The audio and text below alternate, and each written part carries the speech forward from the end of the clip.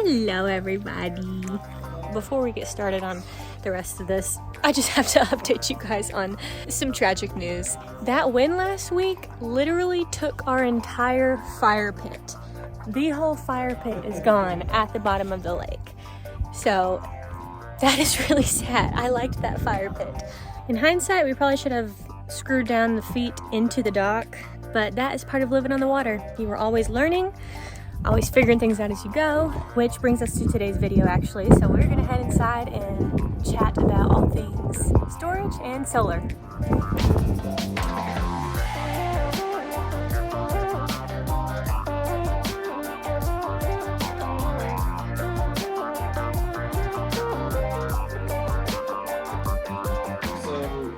Think in terms of storage, you have three types of storage. Easy access storage, that's going to be stuff you use every day, maybe once a week, whatever, easy access.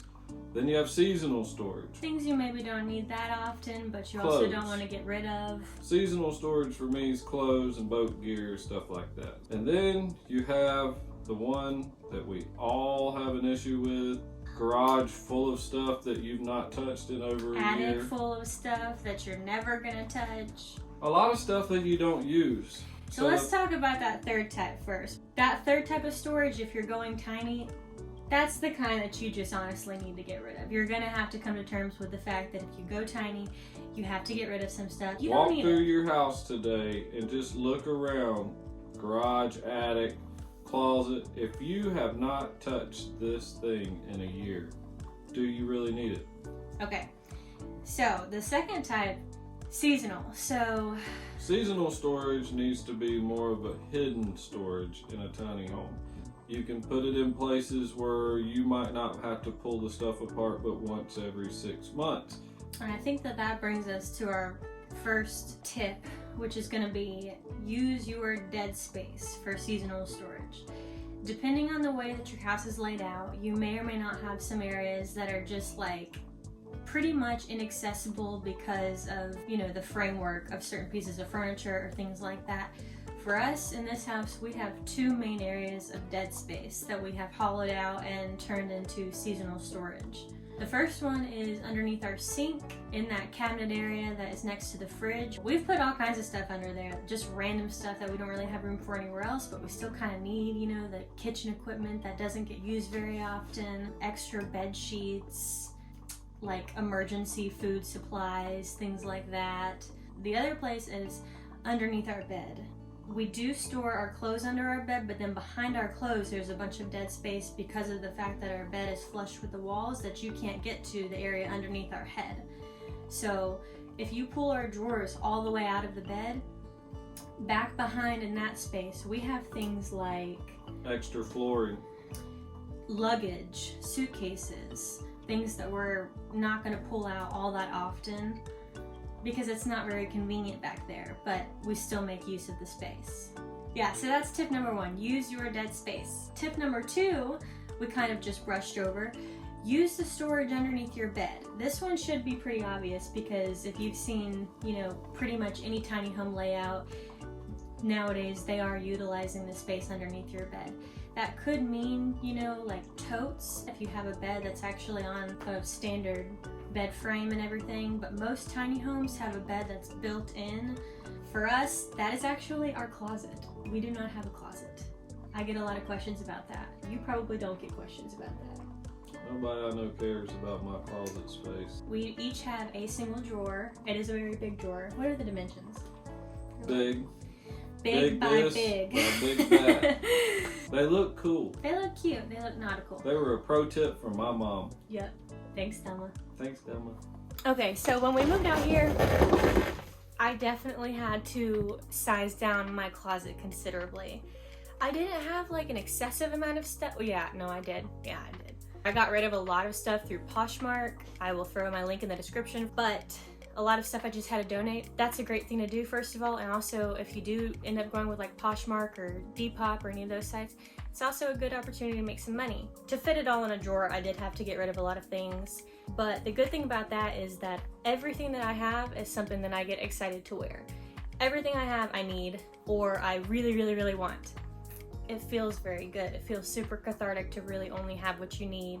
Everything I pick, I like. So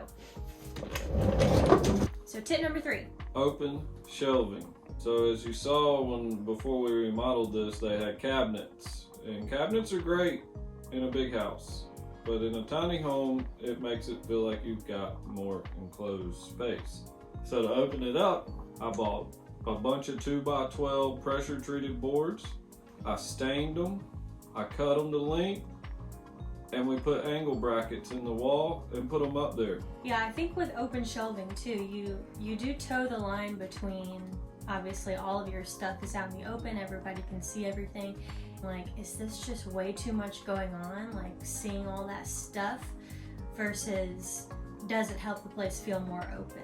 I do think that in the end, it helps the room feel a lot more open, which brings us to tip number 4, overhead storage. This one is also somewhat intuitive, and also would just depend a lot on the build that you have going on, depending on how high your ceilings are, how feasible this is for you.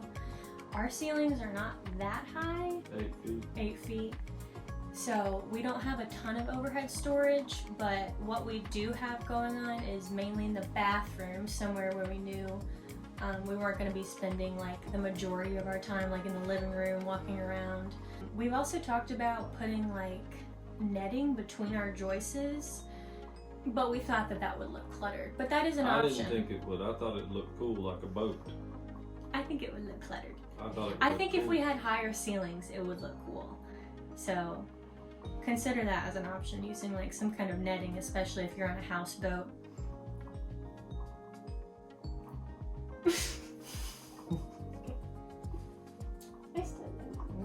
Come on. And last but not least, tip number 5. Take it outside.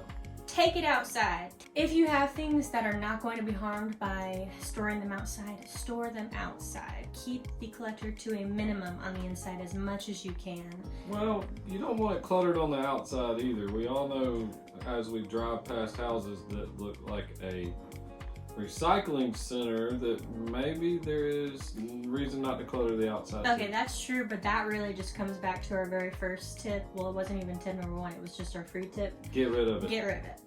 There's no need to have a big closet inside with all of your tools and cleaning equipment and stuff like that. Take it out. So, was that 5? Mm-hmm. That was 5. Awesome. Give me 5. Alright, so we want to talk about solar and powering the house. And this is our setup here. It's a very basic setup. I have 4 golf cart batteries. Those are 6-volt batteries, but I have a 12-volt system. So I run the batteries in a series, which means you hook the negative to positive, positive to negative.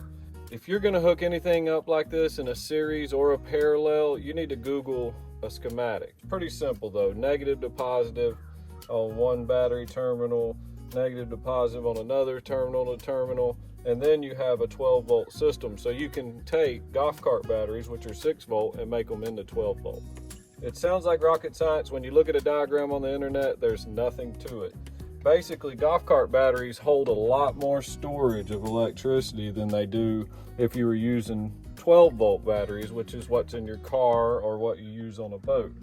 They come in various sizes. We have 4 batteries, so I've got 4 6-volt batteries. That makes 2 12-volt batteries. This is an inverter. So this takes the battery from DC and inverts it into AC. AC is what you have in your house. It comes off a power line. DC is what you use in a car to crank it. What we need to do is take this DC battery and turn it into alternating current, which runs your plugs in your house.